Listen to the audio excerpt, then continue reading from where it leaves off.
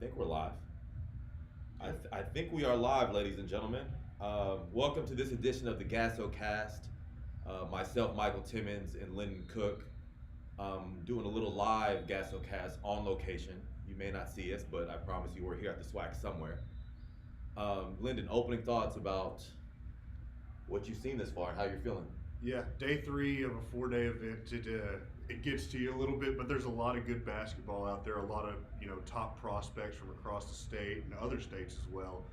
College coaches have been in the building this weekend. It's been great to see, and everything's just running at a high level.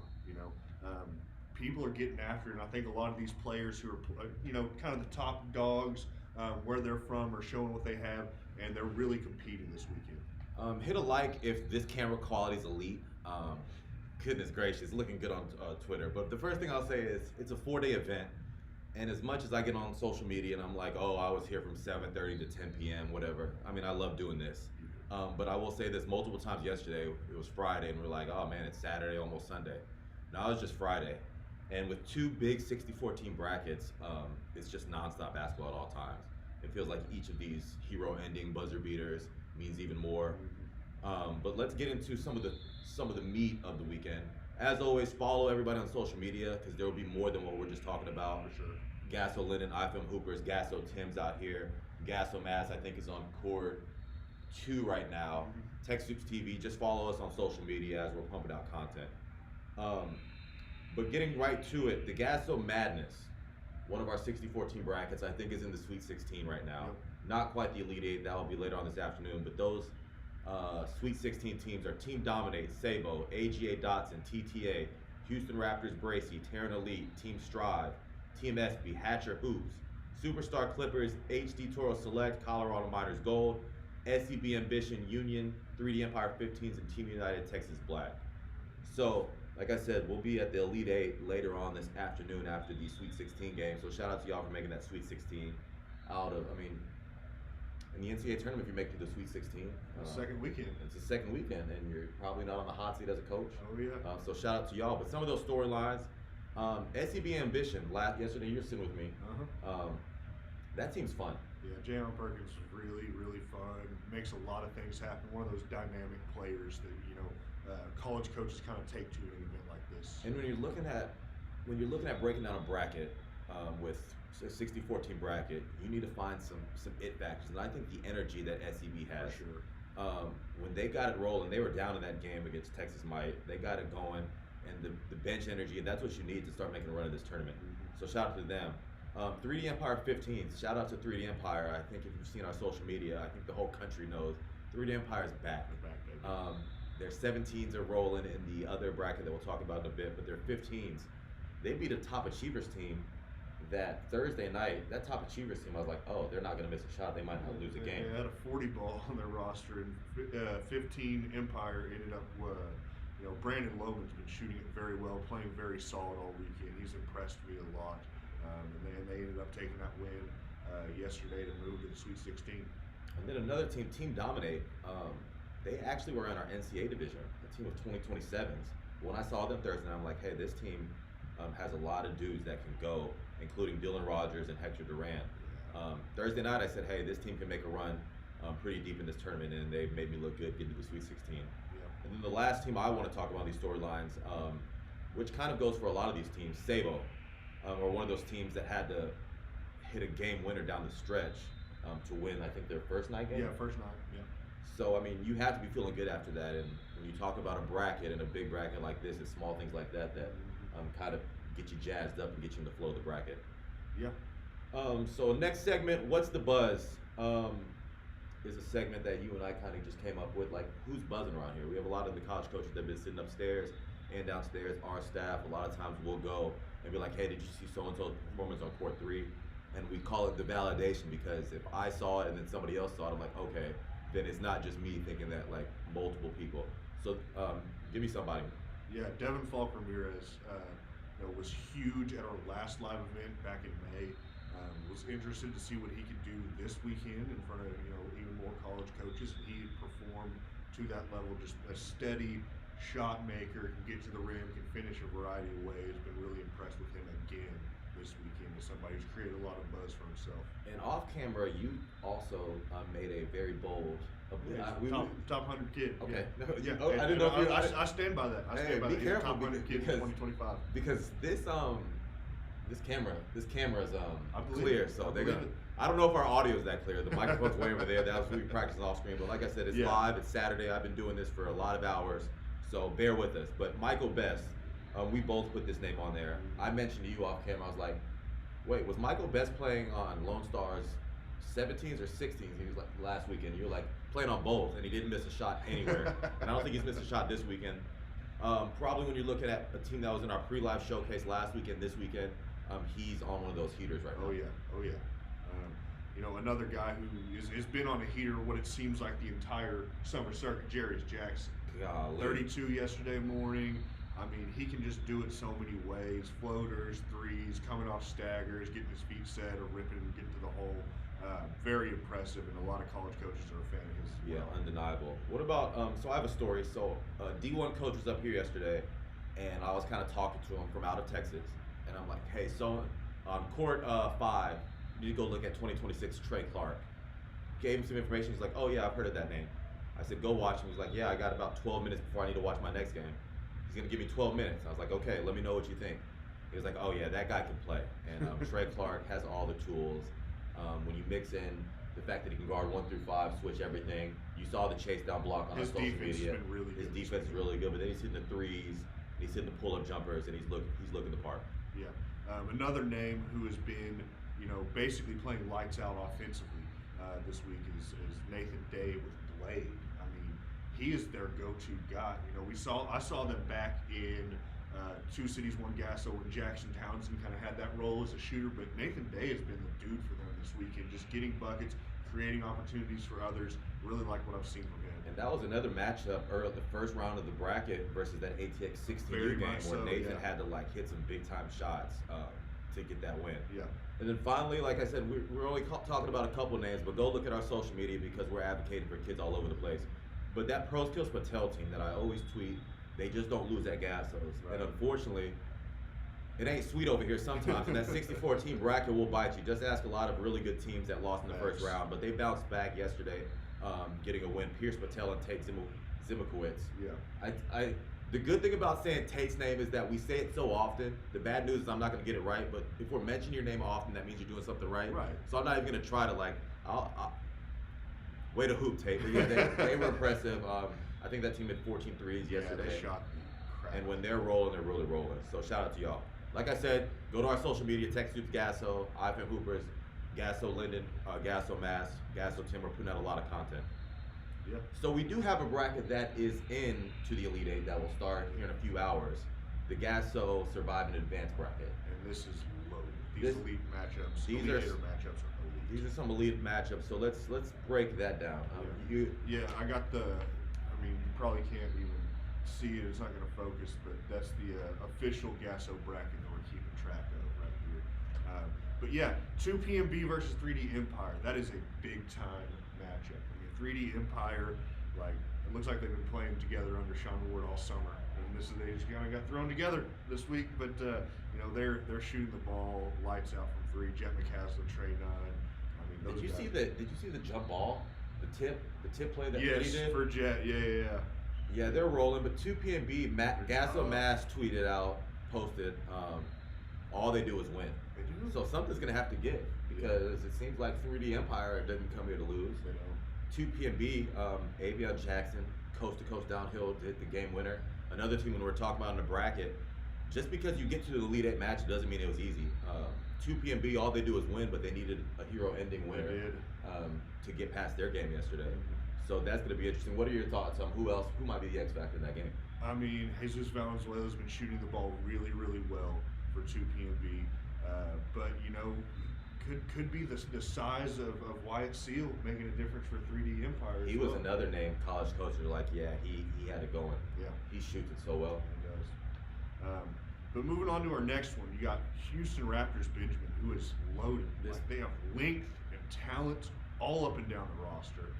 Against Team Griffin Academy, who is very similar. They got length and talent all over the place from Oklahoma. That's a great Houston versus Oklahoma and Kansas matchup. Yeah, when you're looking at this, uh, Team Griffin Academy has so many dudes all weekend long that college coaches, they're from Oklahoma, so some of our regional coaches, I know there's prospects all over the floor. I'm bringing up the roster right now just because I don't want to leave anybody out. But the first name that stands out for them, Kamani Ford. Everywhere.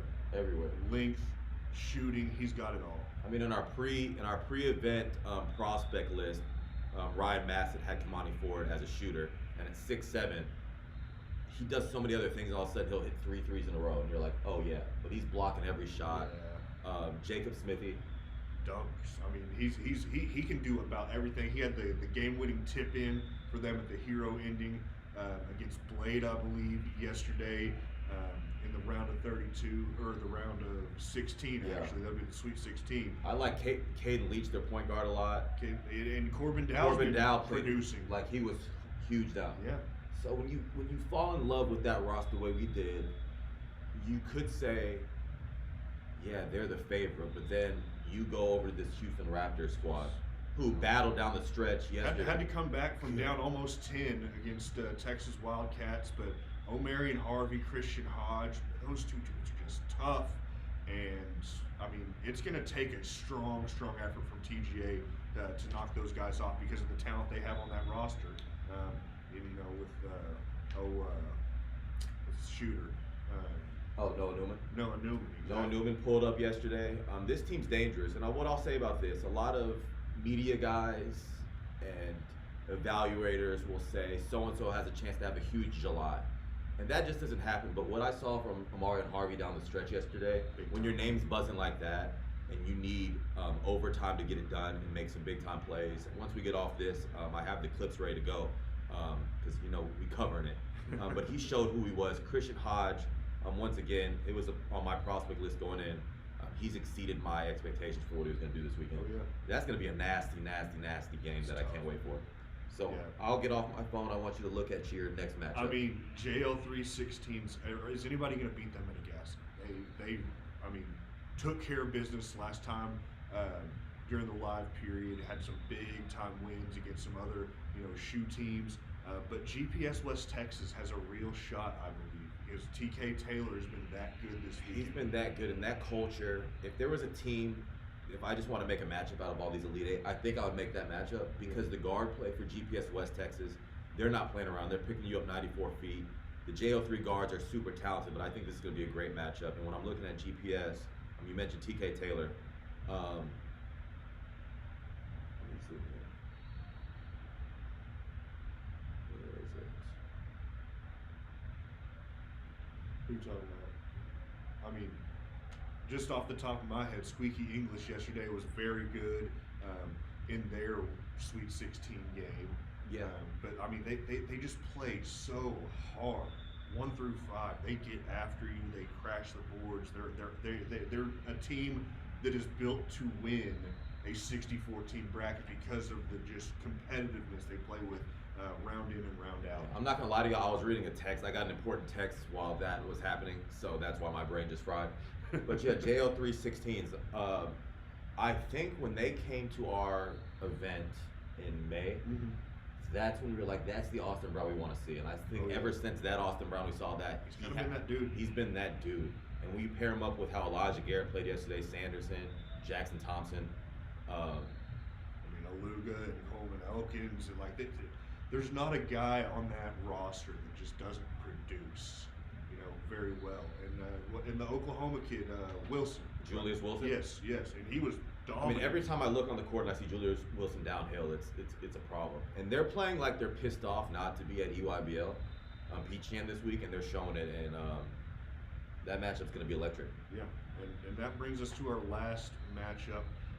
Houston Superstars, John Uri against San Antonio Hoops Elite. And this one is a sneaky fun matchup because of just how many guards that can just get buckets are going to be on the court there. BJ Gill has been great. Terry Satcher has been scoring the ball the way we've kind of wanted him to see score it. Yeah. And Egan's. And they got the bigs, Jaden Evans. Like Jaden Evans gets the offer from Tennessee Tech last night after a big performance. And so I'll say this though, if you're Houston Superstars, and I hope they're watching, and I hope John Yeary says something, you don't want to come up here with 6 guys and play a team in San Antonio Hoops Elite. Maybe you do. I mean, I'm glad you're here. Right. But the depth that San Antonio Hoops They Elite got has. dudes, man. When you talk about college coaches watching, every time I talk to a college coach about San Antonio Hoops Elite, I always ask them, who on this court do you like the most?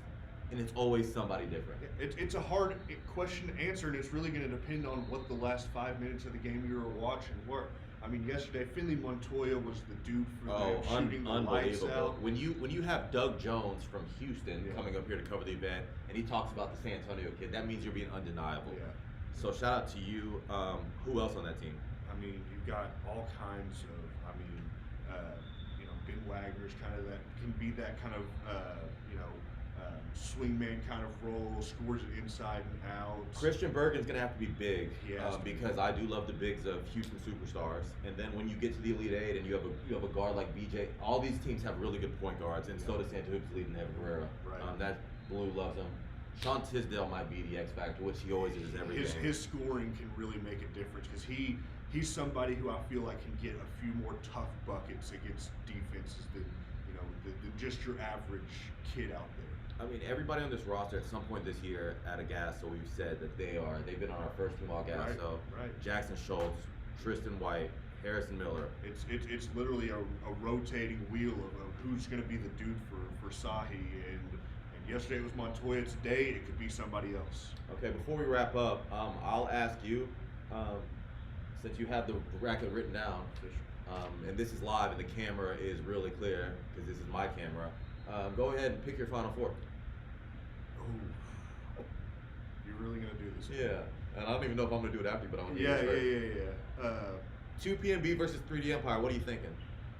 3D shooting makes all the difference in the world. I think that the stuff they run, the actions they run, is so clean. And when you have a Trey Nunn out there who can just go off of 30 at any given point, I'm gonna bet on them. Griffin Academy Raptors Benjamin, it may be the toughest one to call out of the entire thing. But TGA's just been so solid every time I've seen solid.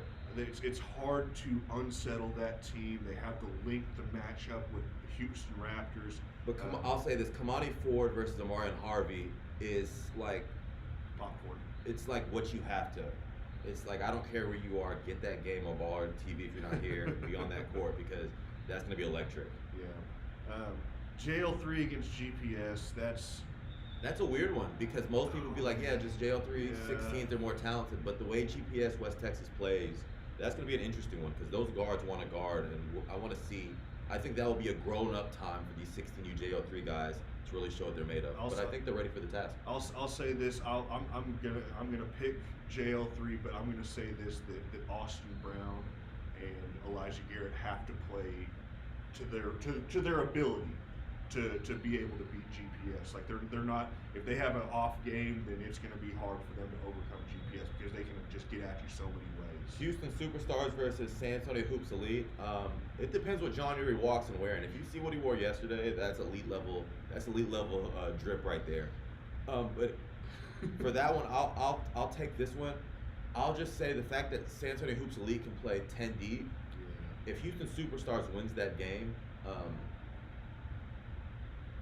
they'll have earned it. Yeah, very true. I'm just gonna say that I haven't seen Yuri yet today. If there are less than 3 different colors on his shirts, then I'm taking Sahi. Okay. So if there's more, then I'm taking John Yuri. Y'all don't play Superstars. till 5 o'clock, so go back to the wardrobe, get over to the store because your fit determines that game. But I appreciate y'all watching. Little live GASO cast. I hope the audio's all right. We don't have the mics and stuff, but there's so much more basketball. It's Saturday midday. Sweet 16 matchups are getting ready to start. Elite Eights later on this afternoon. No better time to be at GASO than right now, so we appreciate y'all rocking with us. We'll talk to you soon.